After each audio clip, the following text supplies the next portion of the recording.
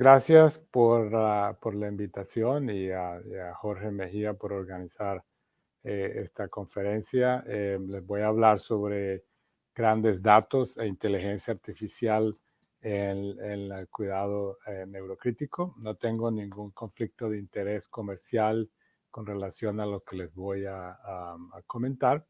Estos son los objetivos de la charla, pues empezar a hablar sobre los principios básicos a lo que nos referimos con grandes datos y de inteligencia artificial, describir algunos algoritmos que se han utilizado con respecto al aprendizaje automático o el aprendizaje automatizado. Y después nos vamos a adentrar en lo que es el neuromonitoreo multimodal y a describir un proyecto que estamos realizando aquí en la Universidad de Johns Hopkins al respecto. Entonces, empecemos a hablar sobre el tema. O sea, obviamente, a finales del siglo XX y a principios de este siglo XXI, hemos sido testigos de grandes avances, no solamente científicos, sino también desde el punto de vista tecnológico. Entonces, ahora tenemos unas computadores o unos ordenadores que pueden tener un poder de procesamiento muy superior, una gran memoria, una gran capacidad para almacenar datos. Y obviamente también nos hemos enfrentado con algo sin precedentes, que es una gran riqueza de datos, que ha sido algo bueno y malo al mismo tiempo, porque pues depende cómo lo utilicemos, ¿no? De todas maneras, estos ordenadores, estos computadores han sido organizados de tal manera que se ha aumentado la complejidad de las tareas y de todos los procesos a los cuales se les está pidiendo que organicen. Por ejemplo, si ustedes recuerdan cuando los primeros astronautas llegaron a la Luna, realmente los ordenadores o los computadores de esa época tenían la capacidad de memoria de lo que tiene ahorita un celular. Es impresionante cómo ha cambiado todo en tan relativamente poco tiempo, ¿no? Y estos computadores o estos ordenadores realmente ahora pueden realizar tareas muy complejas, como por ejemplo, nos podemos jugar al póker y nos pueden ganar jugando al póker. Han aprendido las leyes de la física para hacer experimentos y también todos los videojuegos, ¿no? Que también se han convertido en expertos jugadores de videojuegos. Ahora, esto también, como ya todos sabemos, aunque de pronto mucha gente no se detiene un poco a pensar en esto, pero todos los grandes datos y todo el análisis de estos grandes datos nos han cambiado la vida en una forma importantísima. Por ejemplo, casi todos utilizamos o Google o Amazon, ¿sí? Y es impresionante ver cómo Google y Amazon pueden predecir con una gran certeza nuestros intereses y nuestras preferencias, y también nos han manipulado, ¿no? En mucha forma también nuestro cerebro ha sido manipulado por todas estas compañías. Para que Google y Amazon llegaran a donde llegaron, obviamente necesitaban grandes cantidades de datos, ¿no? Necesitaban, y no solamente los grandes datos, sino también necesitaban las herramientas para poder analizar los datos. Necesitaban de inteligencia artificial y necesitaban de aprendizaje automatizado, ¿no? Y esto ha permitido que tanto Google como Amazon puedan realizar correlaciones, puedan hacer predicciones, ¿no? Y generar nueva información y nuevo conocimiento con los datos que van recibiendo, ¿no? Entonces, ¿a qué nos referimos con estos grandes datos? O sea, en español, las traducciones pues, que he encontrado con más frecuencia en la literatura es grandes datos o grandes volúmenes de datos, lo que se llama en inglés Big Data, ¿no? Y esto es sencillamente una definición, hay varias formas de definirla, como en la diapositiva les doy dos tipos de definiciones. Una es simplemente una base de datos que son lo suficientemente grandes, pero no solamente grandes, sino también complejas, que no pueden ser analizadas utilizando las aplicaciones o los métodos tradicionales que hemos venido utilizando para analizar datos, ¿no?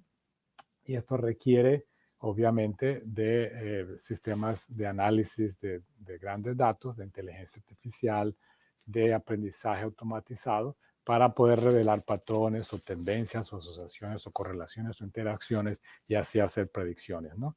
Hay otras definiciones mucho más sencillas, por ejemplo, este artículo también por un grupo en España, donde simplemente lo que dicen es cualquier cantidad voluminosa de datos, ya sea de una manera estructurada, poco estructurada, semiestructurada, que tiene el potencial para generar información, o sea, que se puede de todas maneras utilizar para generar información. Y estos grandes datos están caracterizados por lo que se ha determinado las 5 Bs o Vs y una C, ¿no? Entonces, lo bueno es que se puede aplicar en inglés y en español, y pues francés y en portugués es lo mismo. O sea, primero las Bs, las Vs serían volumen, variedad, velocidad, variabilidad, veracidad, y la C sería complejidad. Esto todo hacen las características de grandes datos o grandes volúmenes de datos, ¿no?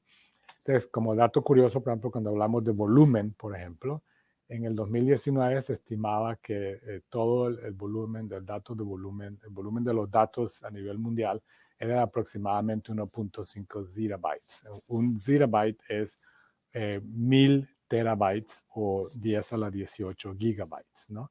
Para el 2015, esos datos se habían aumentado a 8 zettabytes y para el 2020 ya estaban 44 zettabytes. Esto quiere decir que la cantidad de datos complejos ha aumentado de una manera logarítmica, es impresionante.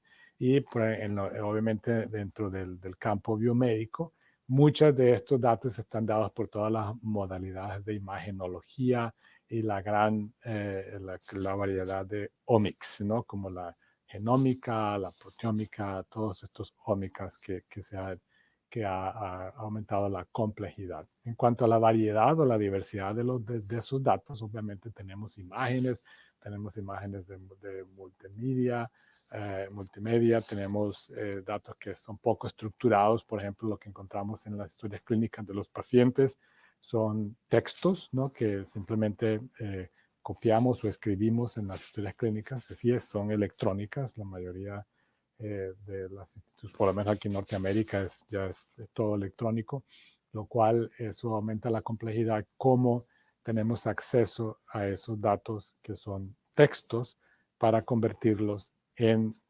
material o en variables que podamos analizar, ¿no?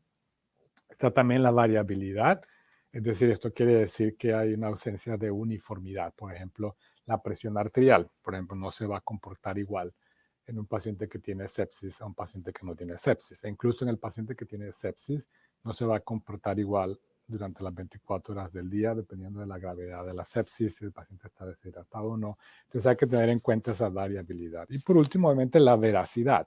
Es decir, hay que tener en cuenta la calidad de los datos, si de pronto los datos son ambiguos o de pronto nos pueden engañar, es decir, un parámetro puede variar dependiendo de errores humanos o errores de la máquina o del ordenador o del computador. Esto es lo que se dice en inglés, estás metiendo basura y sacando basura, no sencillamente. O sea, obviamente la veracidad va a depender de la calidad de los datos que se estén analizando. Sencillamente por tener grandes datos no quiere decir que la información que se obtenga vaya a ser veraz. Ahora, hay otro punto que es importante, que a primera vista parece un tanto eh, eh, como divergente, o sea, como que no tiene sentido, ¿no?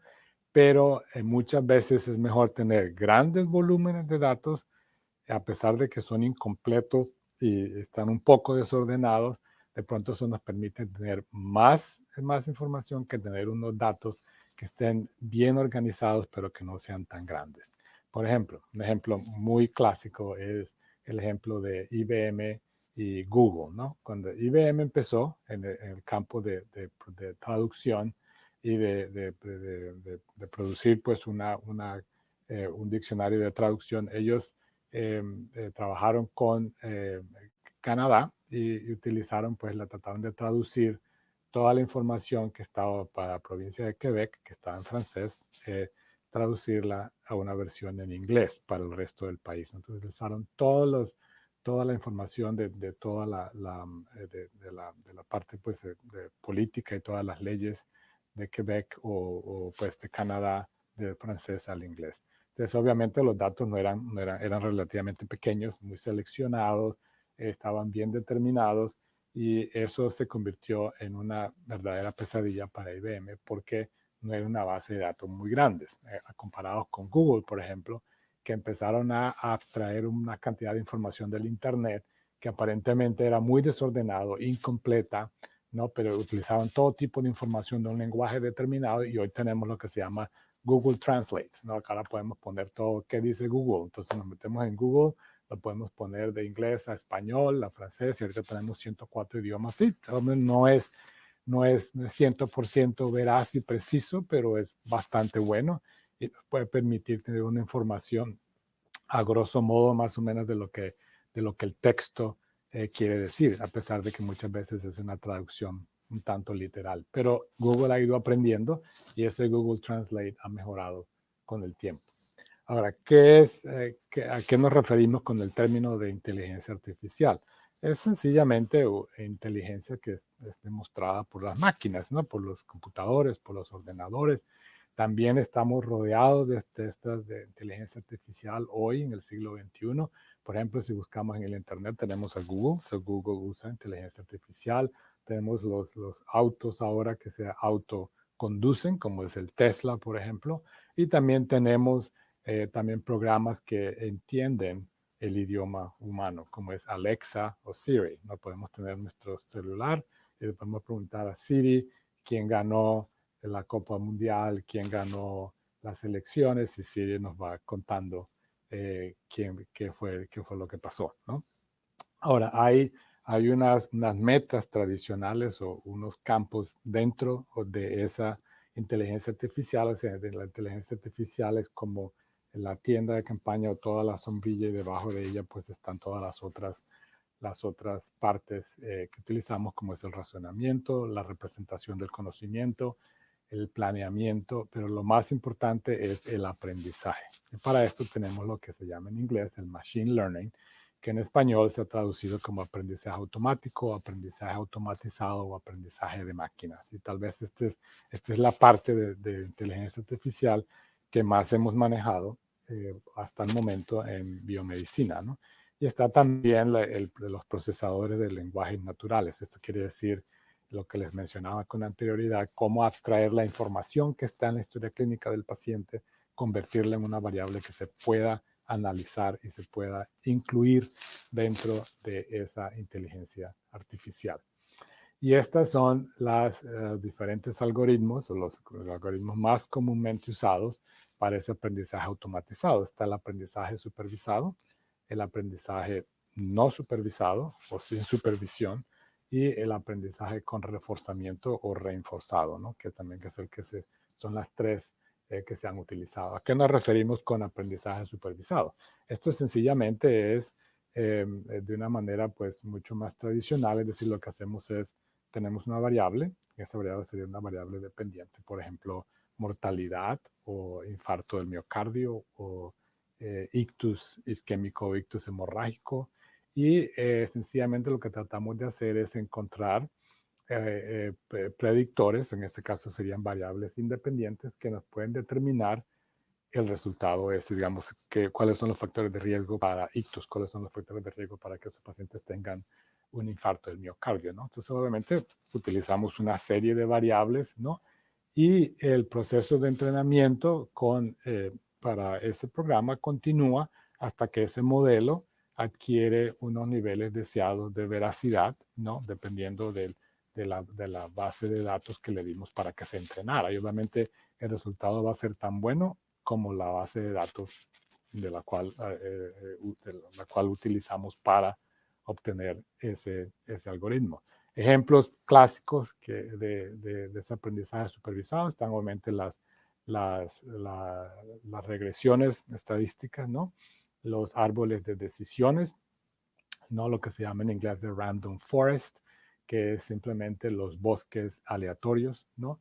La regresión logística, eso es lo más común que se ha utilizado. Pero también tenemos el aprendizaje no supervisado o sin supervisión, ¿no? En el cual sencillamente no tratamos de predecir el resultado final del paciente, es decir, si le dio un infarto del miocardio o no, si le dio el ictus o no, sino sencillamente lo que hacemos es tratar de agrupar esa población en diferentes subpoblaciones dependiendo de unas características dadas, ¿no? O específicas.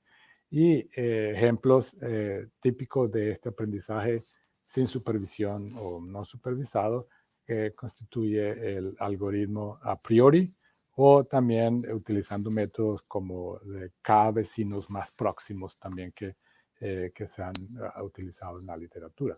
Y por último está este aprendizaje reforzado o de refuerzo o reforzamiento, en el cual lo que se hace es que al programa o al computador o al ordenador se le entrena para tomar decisiones específicas, ¿no? Obviamente se expone a ese programa o ese ordenador a un ambiente específico, ¿no?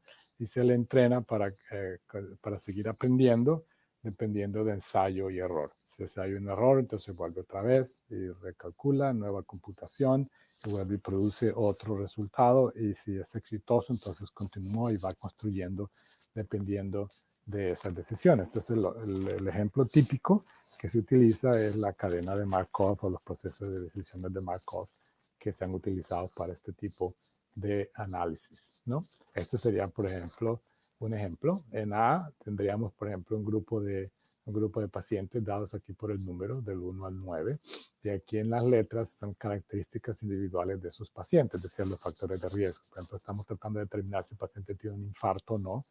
Los pacientes con infarto son los de colores verdes y los pacientes sin infarto serían los círculos amarillos. Entonces, cada quien tiene un factor de riesgo determinado. Entonces, por ejemplo, llamamos hipertensión, hipercolesterolemia, tabaquismo, alcoholismo, en fin, todos los factores de riesgo vasculares que nosotros le hemos dado al paciente, que hemos de pronto podido determinar utilizando una regresión logística, por ejemplo, para determinar los factores de riesgo.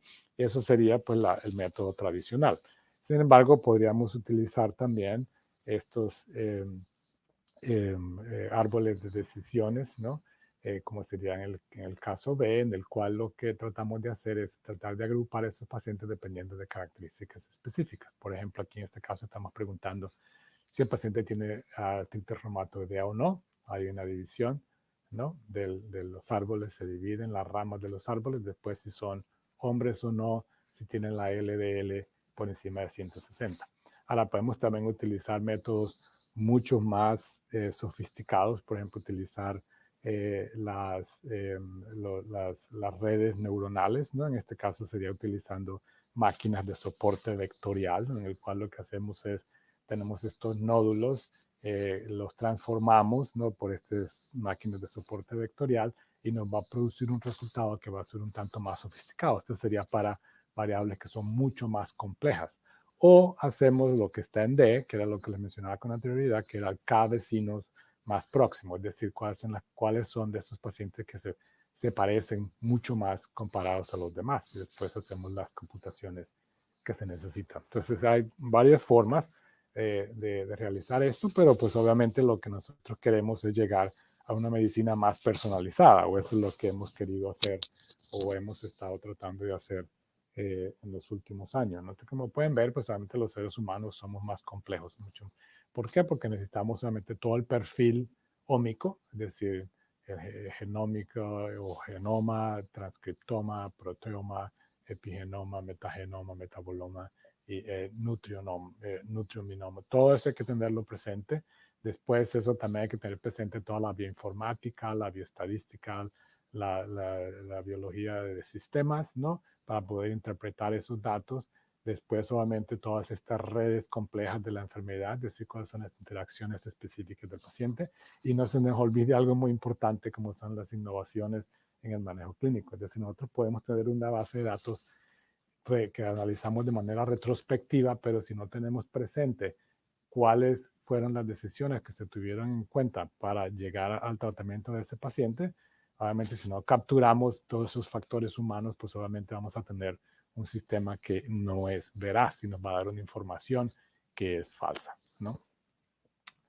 Y obviamente para esto necesitamos no solamente tener una gran sofisticación en cuanto a los modelos que vamos a desarrollar, sino también tenemos que saber dónde los vamos a guardar. Y obviamente en este momento ya hemos avanzado bastante porque ya necesitamos una gran memoria y eso se puede lograr teniendo una infraestructura en la nube, ¿no? Subir toda esa información a la nube, guardarla allá y poder traerla cuando se necesite y hacer todo el análisis, toda la computación necesaria en la nube para poderla traer nuevamente a la aplicación. En este caso sería en la NeuroUCI. Veamos algunos ejemplos también mucho más complejos. En este caso serían, por ejemplo, pacientes con cáncer de mama, ¿no? Entonces, ¿cómo vamos a predecir cuál va a ser el resultado final de ese paciente? En este caso, como ver, es bastante complejo porque ha habido un gran avance en cuanto a los análisis genéticos de los pacientes con cáncer de mama. Entonces, realmente habría que hacer 3 diferentes procesos grandes. El primero sería derivar todas las variables que necesitamos, por ejemplo, todas esas partes, alteraciones genéticas de esos cánceres o de esos pacientes para poder determinar cuáles son los importantes. Después, desarrollar unos modelos o submodelos de entrenamiento, ¿no? Y por último, combinar todas esas predicciones para poder lograr un resultado mucho más veraz, es decir, lo más veraz posible y confiable posible para poder darle a ese paciente el tratamiento adecuado.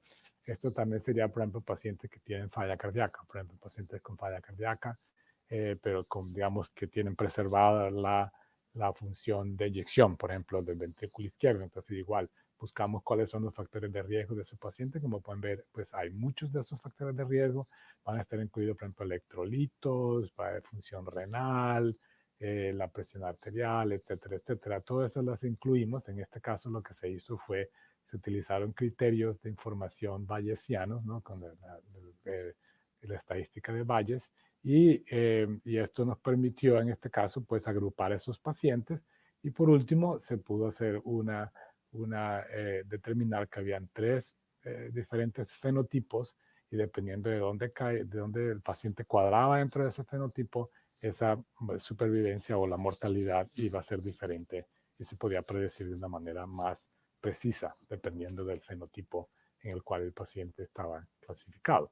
Por ejemplo, este es otro ejemplo también de que es más real, o por lo menos para mí, lo que yo pienso, sería del Instituto Urológico de Urología del Johns Hopkins, el cual también utilizan un sistema bastante sofisticado de inteligencia artificial, es decir, los pacientes que tienen cáncer de próstata, por ejemplo, ingresan toda la información, toda la historia clínica, la patología, la imagenología del paciente, no solamente el resultado de patología, sino la imagen de patología, es decir, todas estos sistemas, estos algoritmos van a analizar la patología del paciente, el estadio clínico, la edad, todos los factores de riesgo, el PSA, y le va a dar al paciente una probabilidad no solamente de supervivencia, sino también cuál es el tratamiento específico que el paciente, por ejemplo, necesita. Al mismo tiempo, ese algoritmo le va a decir, ok, le vamos a disminuir la gravedad, o le vamos a aumentar la gravedad, y esta es la probabilidad de que usted sobreviva o no a 5 años y que el tratamiento le funcione, cuál es la probabilidad que el tratamiento le funcione. Obviamente esto les ha permitido ya hacer esto porque tienen una base de datos muy grande, es una base de datos universal, es decir, global, de varios países del mundo, de los pacientes que han venido al Instituto Neurológico de Johns Hopkins. Entonces, es un ejemplo preciso cómo se podía analizar esto. En cuanto a pacientes con trauma craneoencefálico, por ejemplo, ya puedo darle un ejemplo ya de neuro, realmente necesitaríamos fuentes de datos también bastante complejos, es decir, no solamente toda la parte demográfica del paciente, sino también, por ejemplo, la parte clínica, ¿no? Cómo llegó el paciente, cómo fue el estado de conciencia, cuáles son los parámetros fisiológicos, la imagenología, igualmente todo el monitoreo intracraneal y los marcadores bioquímicos del paciente y el seguimiento a largo plazo para poder combinar y realizar análisis específicos y eso poder tener unas aplicaciones específicas, es decir, para lo que queramos. Queremos hacer estudios epidemiológicos, por ejemplo, de factores de riesgo o de pronto estudios de seguridad o estudios de cuáles tratamientos funcionan y cuáles no funcionan en esos pacientes. Para esto necesitaríamos una base de datos también grande y bastante compleja para llegar allá, ¿no? algo que se nos olvida con frecuencia y que muchas veces no está incluido dentro de esos algoritmos de definición, como pueden ver aquí, estos serían pacientes cuando llegan desde la parte ambulatoria, cuando llegan al hospital, se convierte todo muy complejo y si no tenemos en cuenta todos estos procesos, vamos a tener un modelo de predicción que no va a ser exacto. Por ejemplo, para darles un ejemplo, en este paciente determinado se predijo que la mortalidad era del 19%, sin embargo, el paciente murió 10 días después, a pesar de que se dijo que la predicción era muy baja. ¿Por qué? Porque no se incluyeron otros factores, en este caso como sería, por ejemplo, de cómo estaba el paciente a nivel basal, digamos, como si el paciente tenía una resiliencia alta o no, ¿no? Si se le habían dado las medicaciones, cuándo se le dieron las medicaciones, qué tipo de antibióticos recibieron, qué decían las notas de los pacientes al evaluar, de los médicos y las enfermeras al evaluar al paciente, qué mostraban las imágenes, las imágenes diagnósticas durante la hospitalización, por ejemplo, en este caso, la interconsulta con el servicio de neumología, por ejemplo, qué dijeron los neumólogos. Entonces, si hubiéramos incluido toda esa información dentro de esa predicción, muy probablemente hubiera sido más exacto y no una predicción errada de un 20% cuando realmente eso no fue lo que sucedió. Entonces, realmente lo que necesitamos son sistemas de salud mucho más sofisticados, mucho más complejos que nos permitan almacenar toda la información. Y cuando digo toda la información es toda la información. Digamos, si la cabecera de la cama estaba a 29 grados y no a 30, por ejemplo, el paciente tenía aumento de la presión intracraniana. Digamos, si la persona que estaba haciéndole la terapia respiratoria al paciente estaba trabajando con el paciente en ese momento y la presión intracraniana estaba elevada, entonces estaba elevada porque estaba recibiendo terapia respiratoria o estaba elevada porque era una elevación patológica, no había ningún tipo de estimulación. Todo eso hay que tenerlo presente en ese momento para poder tener un modelo de precisión, un algoritmo mucho más preciso. Porque esto es lo que queremos hacer en cuidado neurointensivo, ¿no? Utilizar todo este neuromonitoreo multimodal que incluye todo, ¿no? Para poder dar un tratamiento específico para el paciente X y no para el paciente Y o para el paciente Z, ¿no? Entonces es importante tener esto presente, esto va a ir evolucionando, estamos todavía en pañales, estamos en kinder, cuando consideramos que tenemos que llegar a la universidad, estamos realmente en kinder aún en este caso. Este sería, por ejemplo, una fotografía que ya la he mostrado con anterioridad en otras charlas, esta es de la Universidad de Cambridge, simplemente la traigo porque a mostrarle que, pues, que los ejemplos son muy similares a lo que en varias partes del mundo. Es decir, tenemos estos pacientes, en este caso un paciente con trauma cerrado de cráneo, es un paciente complejo, hay bastantes equipos como ven allí, muchísimos equipos, pero esos equipos no se comunican, ¿no? Y esto realmente fue algo que yo aprendí muy tempranamente, pues cuando empezamos a trabajar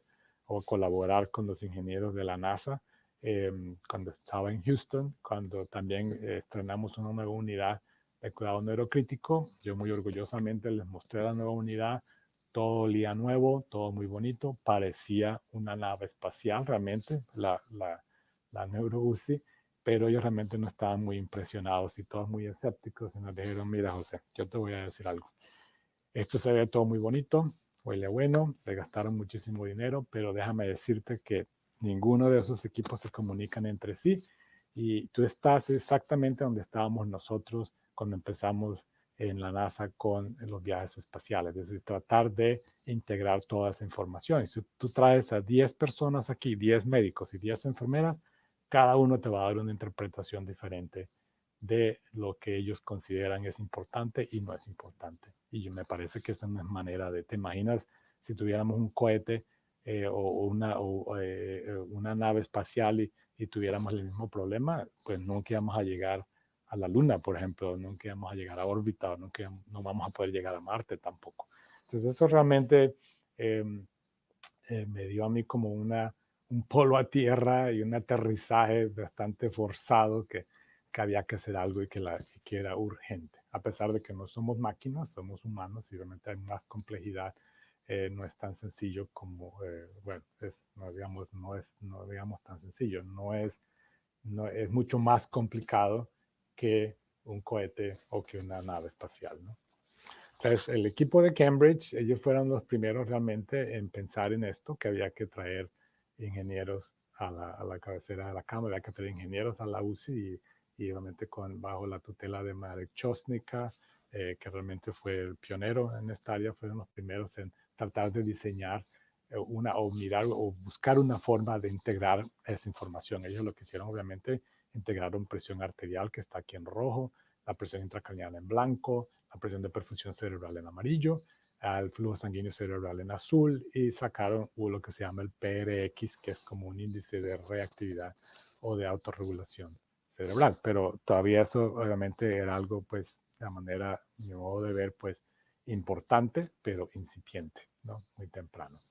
Ahora tenemos todavía más equipos o mayor información, como sería la medición de la oxigenación tisular cerebral, que es una técnica realmente sencilla, utiliza polarografía en sangre y en tejido, ¿no? Para poder determinar la oxigenación tisular cerebral.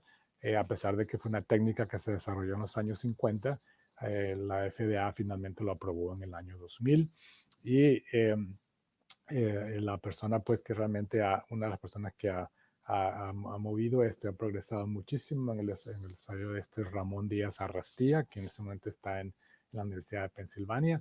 Ramón ha sido realmente el motor detrás de todo este ensayo clínico. Lo que ellos querían era tratar de encontrar una asociación entre la oxigenación cerebral y el resultado clínico neurológico.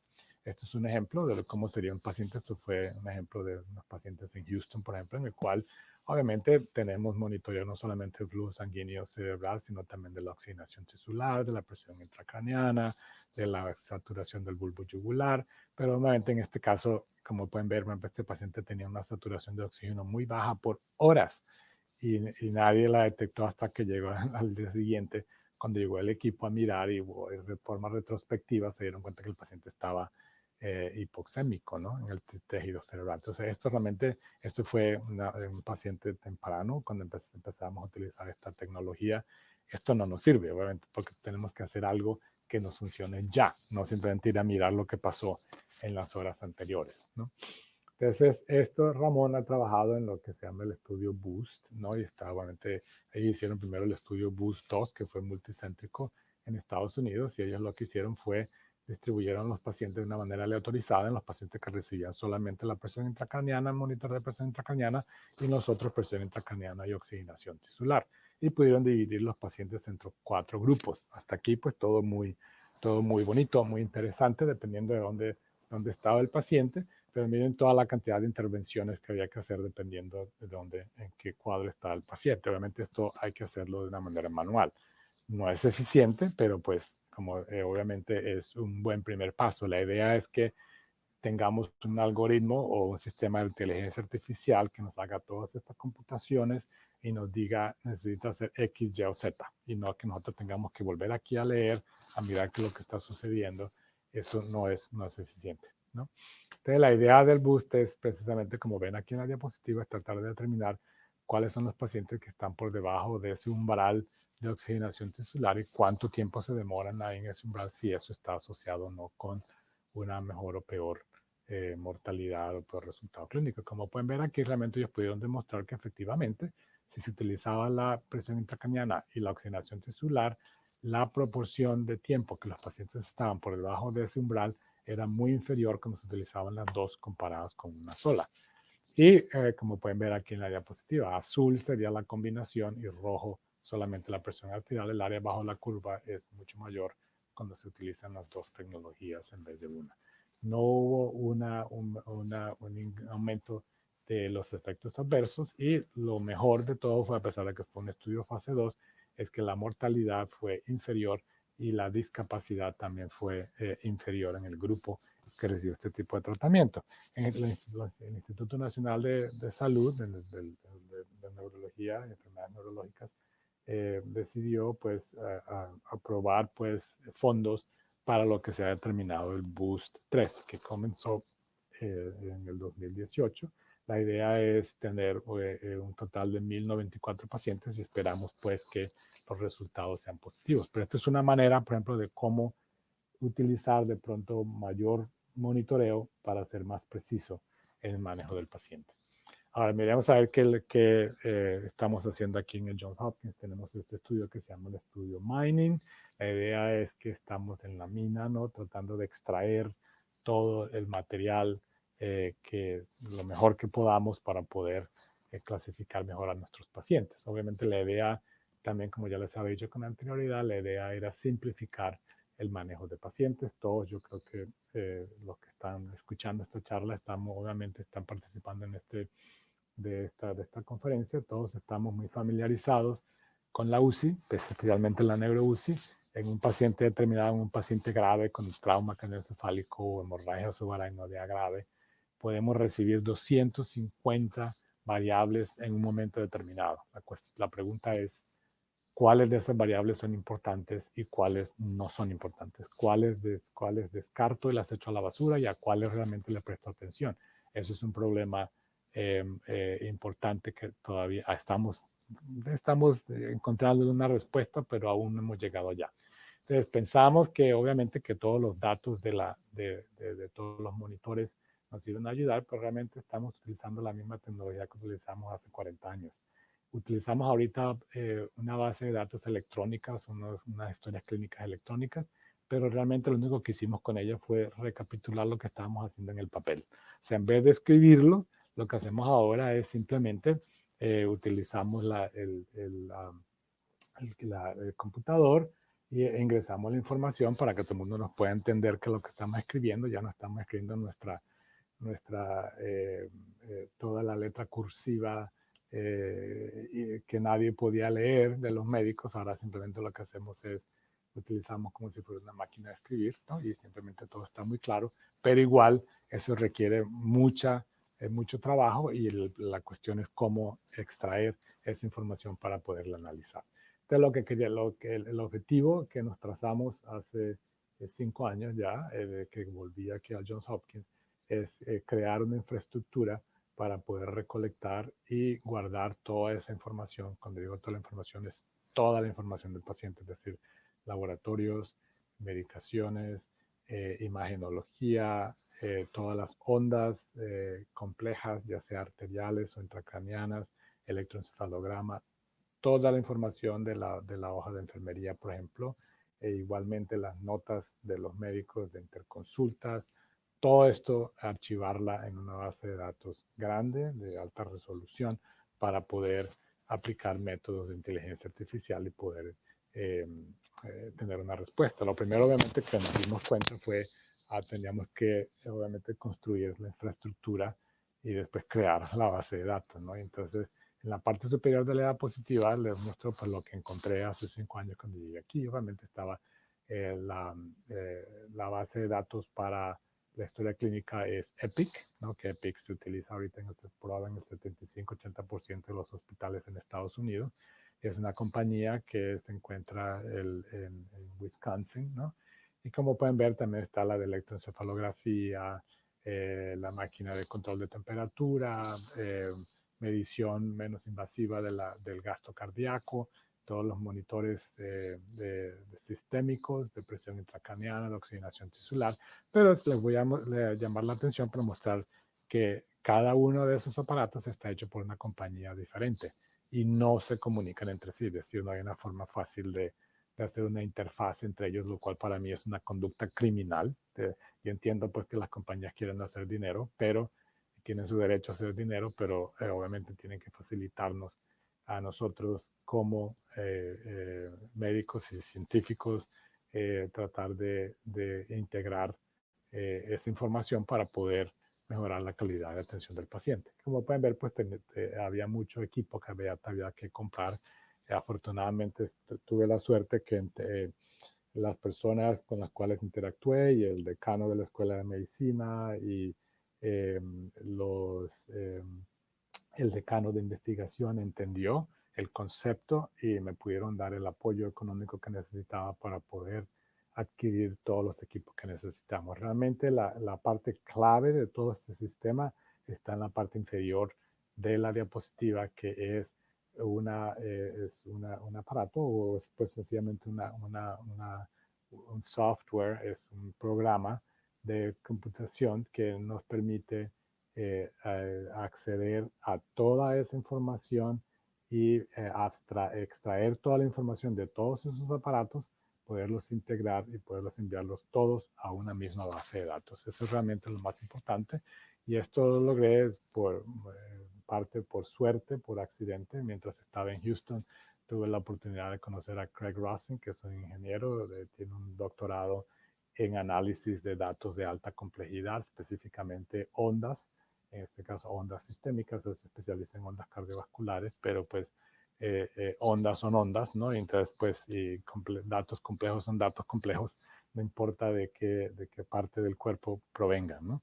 Entonces, él ya había desarrollado en el Hospital Infantil de Texas, también allá en Houston, un índice de riesgo en niños que nacían con circulación paralela, es decir, con ventrículos únicos, ¿no?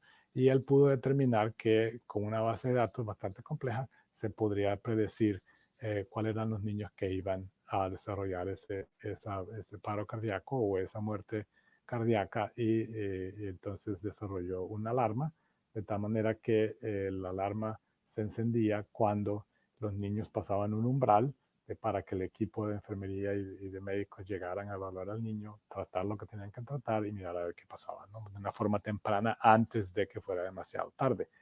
Ellos lograron disminuir la mortalidad, que en ese momento estaba por encima del 50%, a dígitos únicos, es decir, por debajo del 10%, lo cual fue bastante significativo. Llevamos esta técnica también al Hospital Ben Taub, donde está Claudia Robertson, ¿no? Evaluando la base de datos de Claudia Robertson.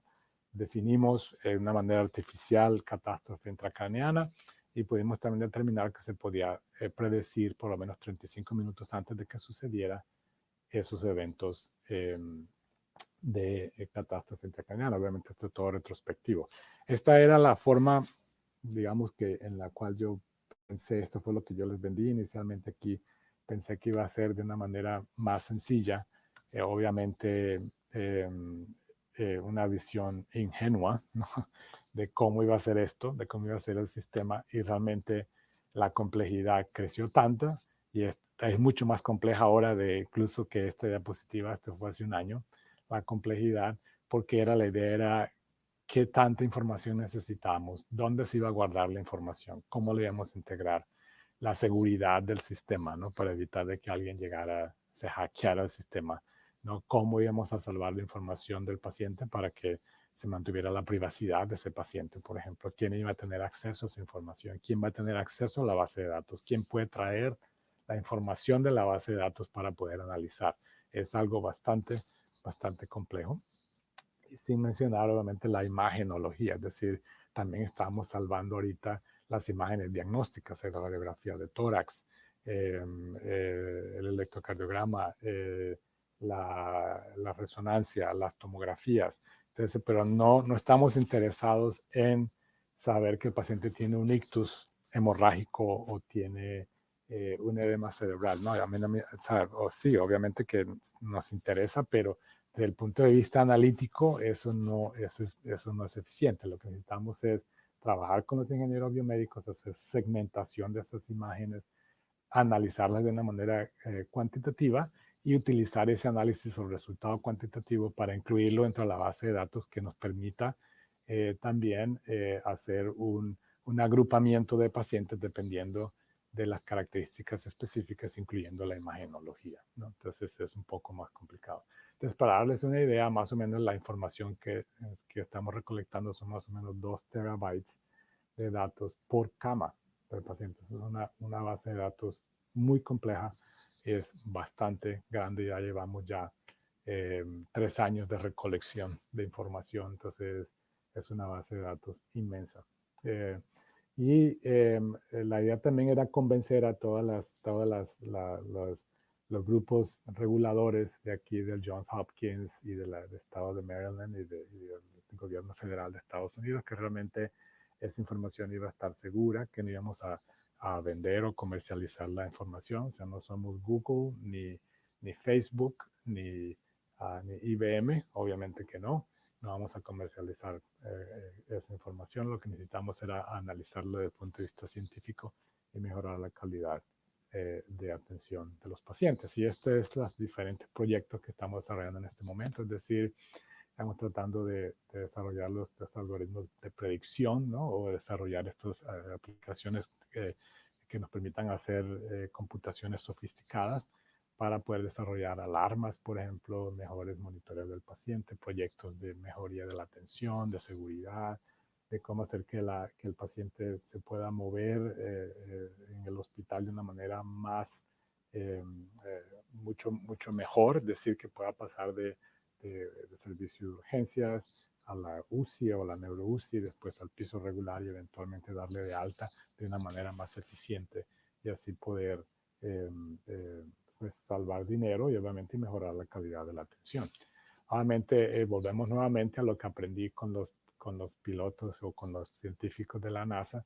Realmente esta imagen siempre la traigo a colación porque esto fue lo que realmente me abrió los ojos, me puso el polo a tierra con lo que ellos me decían. Si tú traes a un piloto aquí de Alemania, de China, de Argentina, de Francia, de Inglaterra o de Canadá o de Estados Unidos y tienen un entrenamiento similar, ellos van a poder prender este cohete o esta nave, la van a poder hacer despegar y la van a poder hacer aterrizar. A ellos no les interesa saber para qué son todos esos botones, pero sí tienen que saber cuando la alarma se enciende qué significa la alarma X, Y o Z y qué es lo que tienen que hacer para mejorar esa alarma y evitar que la nave se estrelle, ¿no? Y llegue a su punto final. Esto es realmente lo que tratamos de hacer, lo que estamos tratando de hacer en este momento.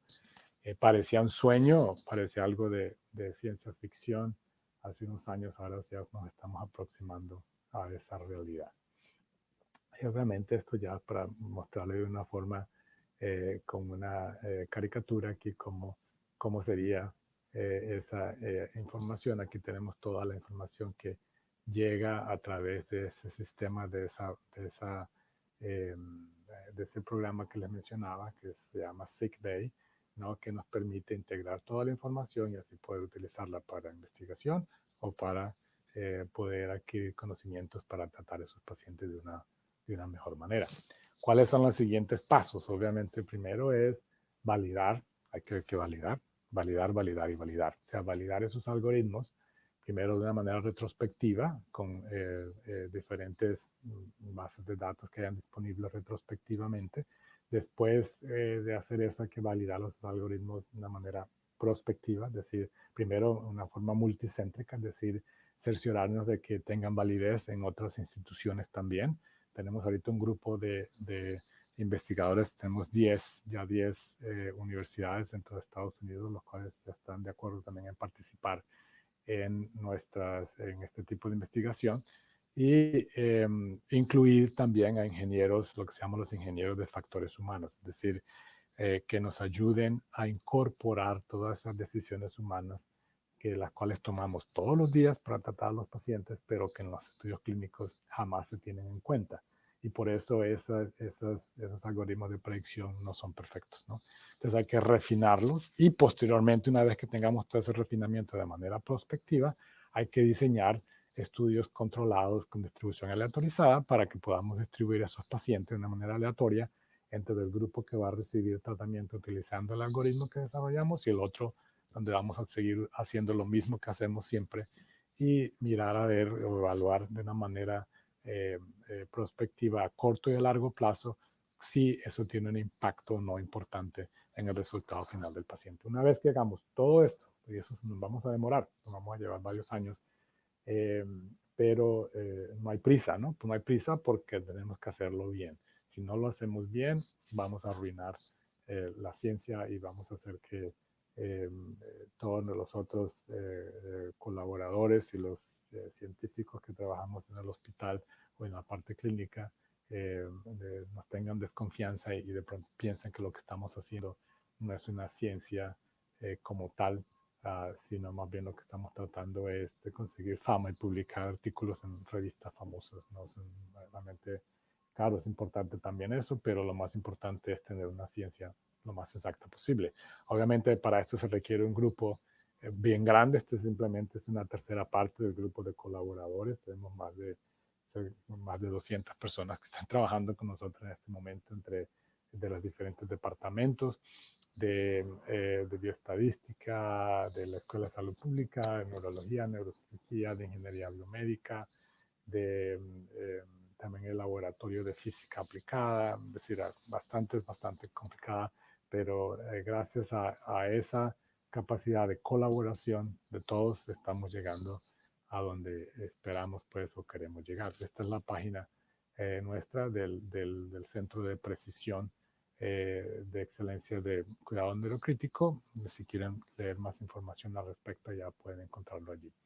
En conclusión, obviamente creo que hemos podido, pues hasta el momento, demostrar pues que es posible recolectar, integrar toda esta información, grandes datos complejos en la neuro-UCI, lo cual pues nos va a permitir desarrollar algoritmos interesantes, algoritmos mucho más precisos que nos permitan reconocer patrones fisiológicos en pacientes neurocríticos y que nos permite automatizar el proceso para poder tener algoritmos que nos ayuden a darles un tratamiento mejor a nuestros pacientes, mucho más seguro, que se traduzca en una mejoría clínica importante.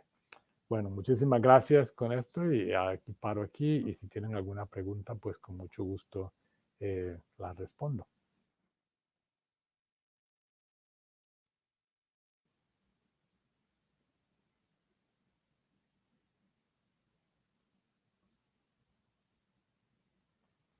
Bueno, nuevamente, muchísimas gracias por la invitación. El último tema que les voy a hablar es sobre el futuro del cuidado neurocrítico de pacientes con ictus. A pesar de que la charla fue de ictus isquémico, realmente me voy a referir a todos ictus, es decir, ictus o accidentes cerebrovasculares, como les gusta llamarlos, que a pesar de que no son accidentes, es ictus hemorrágico o isquémico, ya sea hemorragia intracraniana, hemorragia subaracnoidea o ictus isquémico como tal. No tengo ningún conflicto de intereses que me impida pues hablar sobre este tema hoy.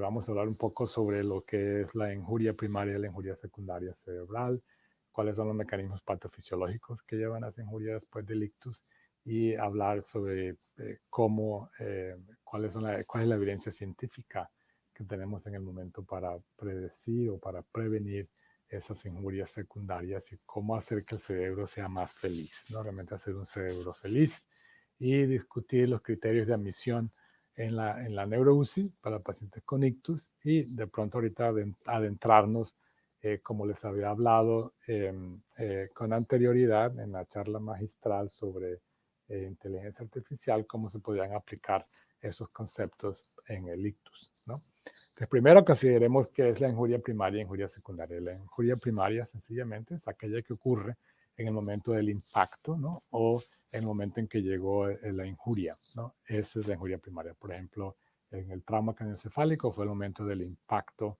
del cráneo contra el objeto contundente, ¿no? En este caso.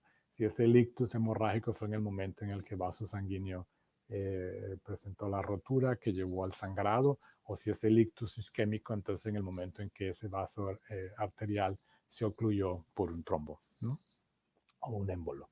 Y la injuria secundaria es lo que sucede después, es decir, toda la cascada destructiva que se autopropaga después de que ese tejido ha sufrido una disfunción inicial o esas células han perecido o han fallecido durante las horas o los minutos siguientes después del insulto inicial.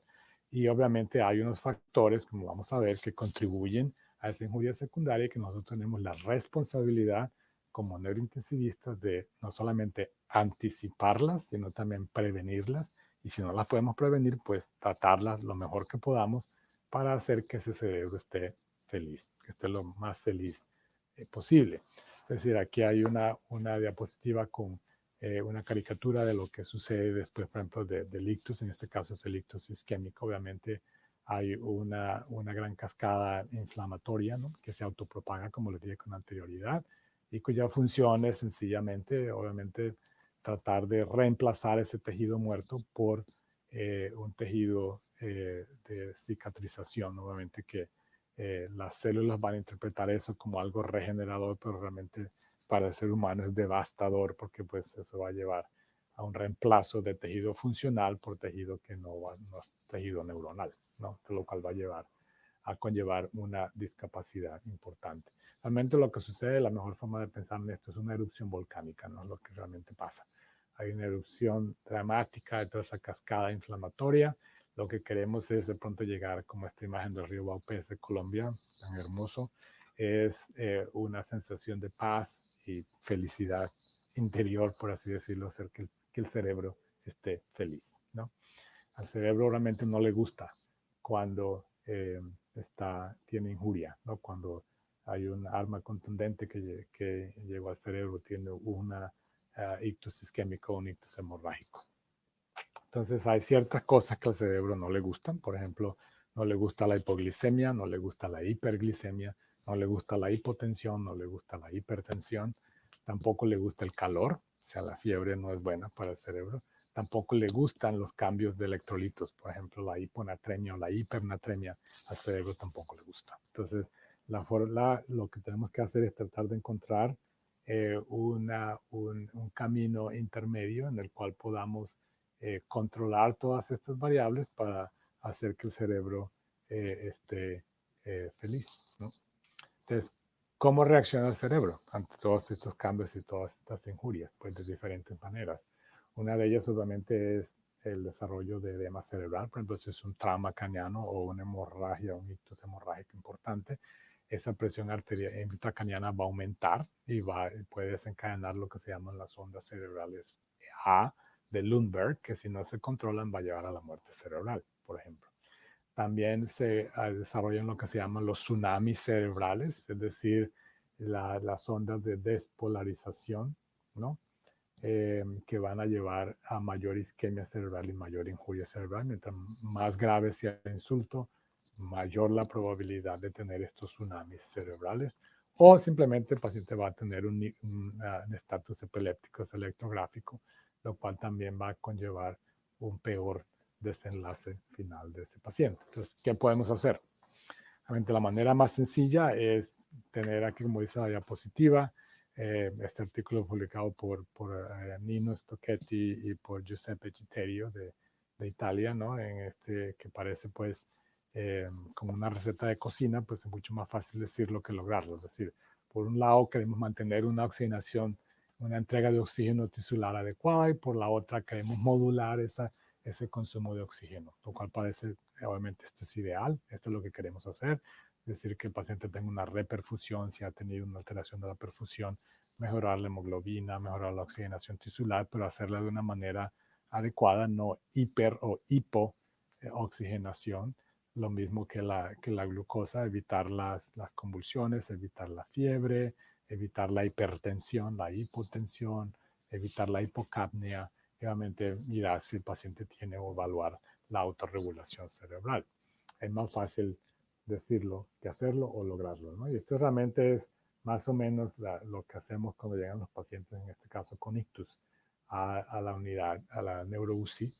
Primero, obviamente, mantener la vía aérea, que el paciente esté respirando adecuadamente o esté ventilando adecuadamente, que tenga una buena circulación, se le maneja la presión arterial.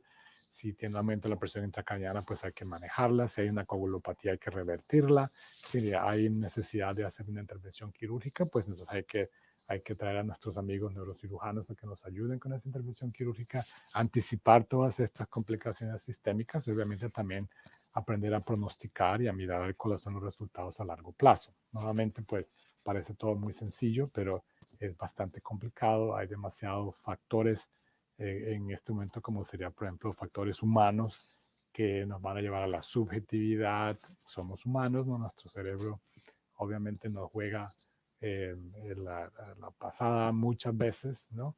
Que pensamos que estamos haciendo las cosas bien cuando realmente a veces no las estamos haciendo tan bien.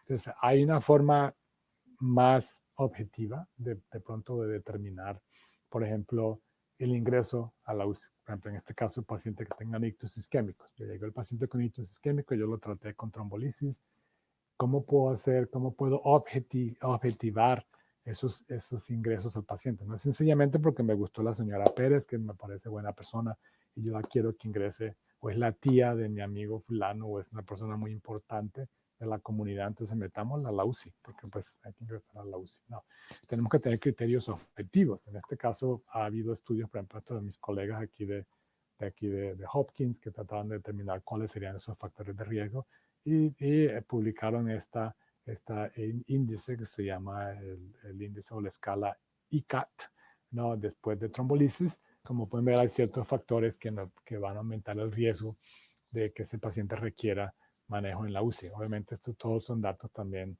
de una manera retrospectiva. Ya le habíamos dicho que hay que tener un poco de cuidado y ser escépticos cuando tenemos datos retrospectivos, ¿no? Pero en este caso quiere decir que si el paciente es, digamos, si es una mujer de raza negra, por ejemplo, con una presión arterial por encima de 160 y que tenga una escala del Instituto Nacional de Salud por encima de 13 de déficit isquémico, ese paciente tiene un riesgo muy alto y va a requerir manejo en una neuro-UCI, ¿no?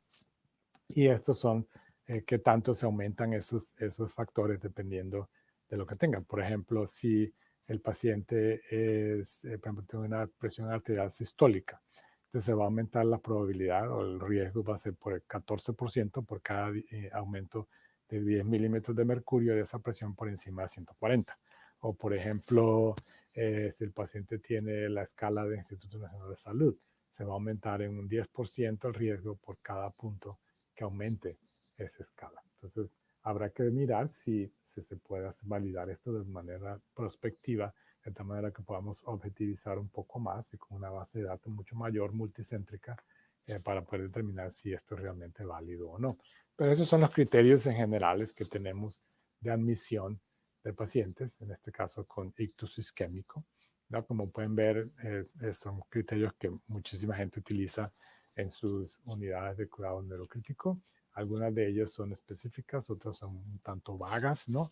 Pero pues son criterios neurológicos y criterios sistémicos. Desde el punto de vista neurológico, obviamente, si el paciente requiere manejo hemodinámico, tratamiento de edema cerebral o tratamiento para la hidrocefalia o está en coma, tiene convulsiones, o desde el punto de vista cardíaco se necesita soporte cardiovascular, o desde el punto de vista respiratorio se necesita ventilación mecánica, tiene dificultad respiratoria, o está en sepsis, o un choque séptico, o falla renal aguda que requiera terapia de reemplazo renal, por ejemplo. En ese caso, pues habrá que emitir al paciente a la neuro-UCI. Y hay principios específicos que son neurológicos dependiendo de lo que también necesite. Por ejemplo, si el paciente tiene angioedema importante porque recibió terapia trombolítica antes, sí va a requerir ingresar a la unidad para el manejo de la vía aérea, por ejemplo.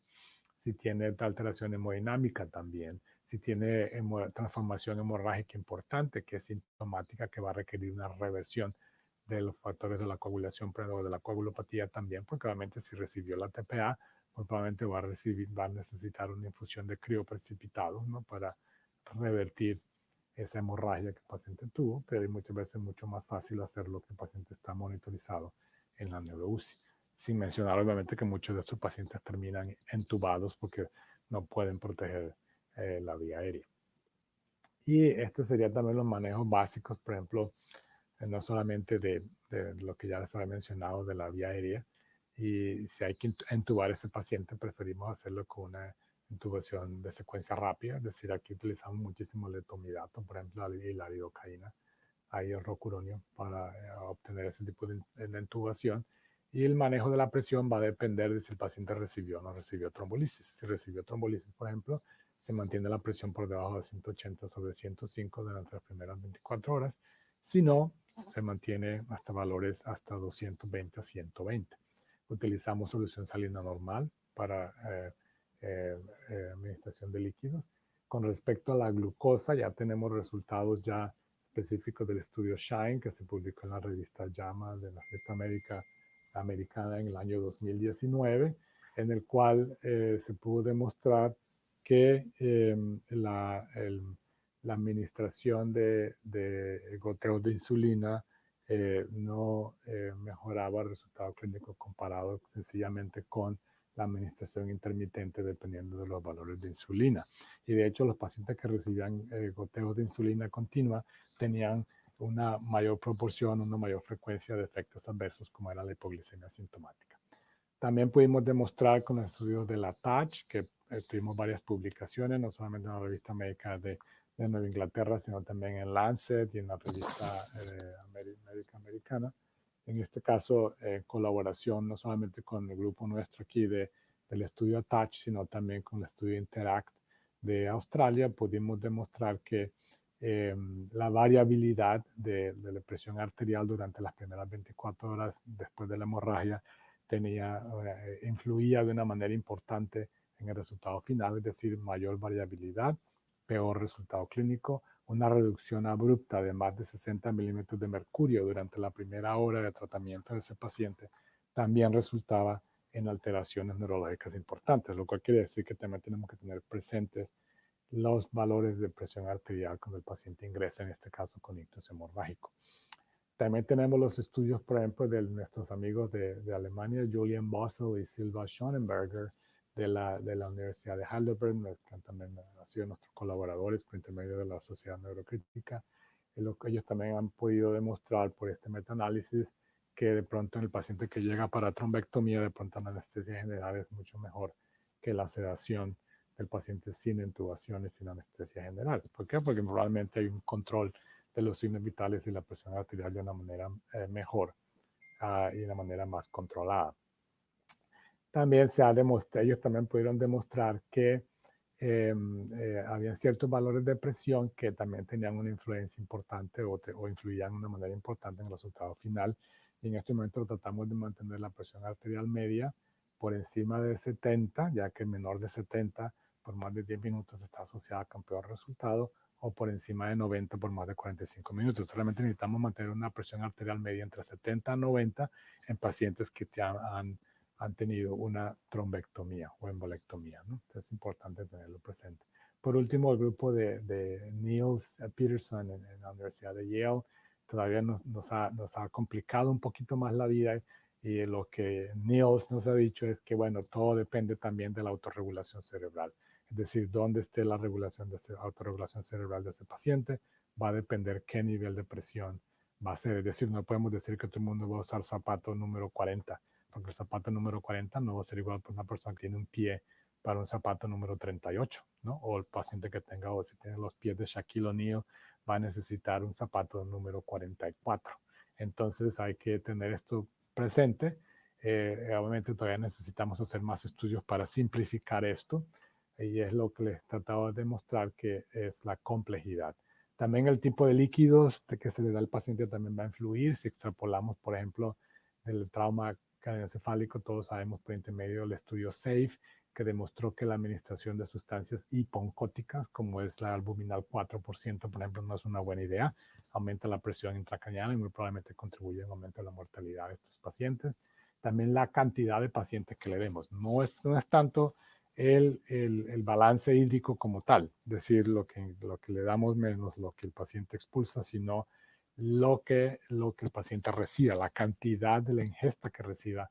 Mayor ingesta, hay una asociación con peor resultado clínico, como nos ha demostrado también Raymond Helbach de la Universidad de Innsbruck y también Mathieu van der Jagt de la Universidad de Rotterdam. Han encontrado también estos resultados en hemorragias arácnidas, y más recientemente también Mathieu y su grupo también nos ha demostrado por intermedio del estudio de Center TBI, también de Europa, de multicéntrico, también demostró lo mismo en pacientes con trauma. Entonces hay que tener mucho cuidado también con la cantidad de líquidos que le demos a los pacientes. El control de la fiebre también, como les dije, también es importante. Hay una asociación entre fiebre y aumento de la mortalidad hospitalaria y aumento de la estancia hospitalaria. Ahora no sabemos si es simplemente una asociación o si realmente hay una causa-efecto. Está el estudio Intrépido o Intrepid, que se acaba de terminar. Estamos esperando a ver los resultados finales del estudio, a ver qué nos dicen, si realmente hay que controlando la temperatura es una buena idea o no. O sea, realmente vuelvo a lo mismo. Necesitamos hacer que el cerebro esté feliz. Un cerebro feliz es un paciente con buenos resultados clínicos a largo plazo. Entonces, ¿cómo logramos esto? Obviamente irnos por un punto intermedio, es decir, mantener la vía aérea, mantener la circulación, controlar la presión arterial, decir sobre todo, digamos, pacientes con ictus hemorrágico isquémico, tenemos que mirar a ver cuál es la diana o cuál es el umbral que queremos obtener y también tener presente la autorregulación cerebral dentro de esa ecuación, ¿no? La glucosa sérica ya hemos visto por el estudio SHINE, mantenerla de 110 a 180. La temperatura hasta el momento, tener el paciente normotérmico, evitar líquidos hipotónicos e hiponcóticos y también darle obviamente la cantidad que este paciente requiera. No darle mucho, pero no sabemos qué tanto es mucho. Eso tenemos que continuar estudiando. ¿Qué pasa con pacientes como este, por ejemplo, en el cual tiene una oclusión proximal de la arteria cerebral media? Y, digamos, en este caso, pues obtuvimos el resultado clínico que queríamos, que era una reperfusión importante, pero terminamos las 24 horas con un ictus de este tamaño. Un ictus isquémico importante ya tienes signos aquí radiológicos de presión o desplazamiento de tejido de la línea media, ¿no? Hacia el otro lado. En este caso, pues necesitamos probablemente cirugía. Ya vimos, como nos demostró, por ejemplo, el grupo de Juan Sauquillo, María Antonia Poca, por ejemplo, en Barcelona y muchos otros grupos, demostraron que la medición de la presión arterial no sirve, no nos ayuda. ¿Por qué? Porque la presión arterial aumenta después de que el paciente sufre una herniación cerebral. Entonces, realmente lo necesitaríamos sería después, no antes de que haya un cambio neurológico. Pero ya tenemos los ensayos clínicos como los que se realizaron en Europa, por ejemplo, en el cual se demostró que una hemicraniectomía temprana en pacientes menores de 60 años, temprana a nos referimos entre las primeras 45 horas después del ictus, idealmente antes de que ocurra la herniación, en pacientes menores de 60 años está asociada con una disminución importante de la mortalidad, ¿no? De un 71% a un 22%, también con una mejoría de la discapacidad de esos pacientes. No solamente les vamos a salvar la vida, sino que vamos a hacer que tengan una calidad de vida también adecuada. En pacientes mayores de 60 años, los datos demuestran que, al igual que en pacientes que son jóvenes, la mortalidad también disminuye, importante, de un 70 a un 33%, pero la discapacidad no. Y de hecho, estos pacientes terminan con una discapacidad muy, muy importante. Esto quiere decir que pacientes mayores de 60 años, no es que no se les pueda hacer una microanectomía, pero hay que tener una discusión muy importante con la familia sobre qué esperar y si el paciente quiere o no quiera vivir, digamos, discapacitado en cama o dependiendo de los demás, o no. Esa es una discusión que hay que hacerla de manera individual. Por último, ya para terminar, también por hacerle el énfasis, como les había mencionado en el día de ayer con la charla magistral de inteligencia artificial, necesitamos de sistemas que nos ayuden a integrar toda la información. Necesitamos de la inteligencia artificial para desarrollar algoritmos que nos ayuden a predecir no solamente esas injurias secundarias, sino también las alteraciones neurológicas y qué tipos de tratamientos realmente funcionan o no para nuestros pacientes. Entonces, el futuro sencillamente, obviamente el manejo de pacientes con ictus en la UCI va a seguir evolucionando. Esperamos pues, que siga mejorando. Nuestro conocimiento ha mejorado de manera importantísima. Por ejemplo, ya sabemos que la trombectomía se puede realizar hasta las 24 horas después de presentación de los síntomas en un paciente en el cual podamos hacer una precisión con imágenes del paciente se puede mejorar o no. Sabemos que la microanectomía también salva vidas y mejora el resultado clínico del paciente. Sabemos más sobre el manejo de la presión arterial, sobre todo en el ictus hemorrágico. Y en el ictus isquémico también que tenemos que tener en cuenta la autorregulación cerebral.